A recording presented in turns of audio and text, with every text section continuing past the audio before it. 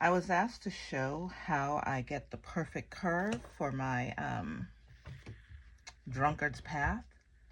And here is the pie piece here. That's what I call it. And the other piece, I don't know what that's called.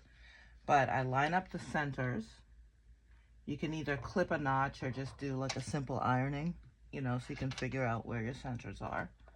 And then I pin the center, take the pie, move it towards the right, line it up with that corner, and then I pin it. And then the same thing with the opposite side. I pick it up. Here's your corner here of the pie. And then you line it. Did I do that right? And then you move it towards the left, sorry. Move it towards the left this time for the opposite one. And then you line it up. And then you pin it. Oops. So 3 pins is all you really need. And I like to have the pie on top. Some people prefer to have it on the bottom. It's just really a matter of preference. And then you make sure it's kind of straight here. And then I put it under the needle. I just go a few steps just to make sure, a few stitches just to make sure I'm liking how it looks. Then I pull the pin out and you go slow. And then you'll see right here where it starts to not be even with the pie. When your needle gets to a little bit close to there, I stop. And then you just kind of massage the fabric. You don't pull it because then it's on the bias and that'll be no good for anybody. And just massage the top and the bottom until it's even again for at least a couple of more stitches. And you just keep doing the same thing all the way around. Sometimes on the bottom you'll feel the puckering that's already going on, but you could just reach from the bottom like you just saw me doing to straighten it out.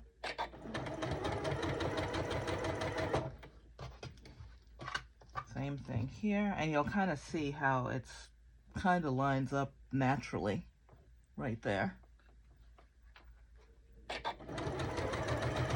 But if you feel a pucker, stop, or like anything underneath, stop and fix it. And then when you get to the middle, of course you stop. I'm lining up these again. Take my needle out. And then lift up, make sure there's no puckers under there, and then keep going. Again, paying attention to the fabric to make sure they're even. And using your nails or a needle if you have nail dip or something. Because you don't get a satisfying scratch when you have those on. So I can't imagine you're able to move the fabric very well either. Again, I felt another bump under there. Massage your fabric. Eeks.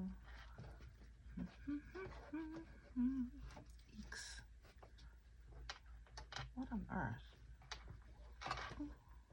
There we go. Get rid of that bump. And then you just keep doing this over and over and over again. And then it's all done. And that's basically how I, whoopsie, sew the Drunkard's Path.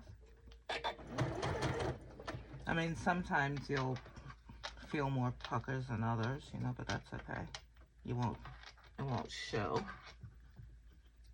if you make sure that you straighten it out underneath. But this one might. Let's see.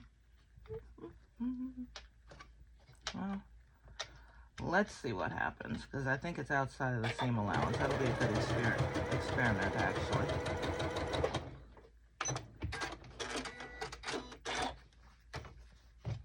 Yeah, just one little pucker because I felt it here. But you could also take your nail and kind of massage it out a little bit. I can't believe that worked, but it did, yay. And now, You can kind of see there's no real puckers anywhere. And that's how I do it.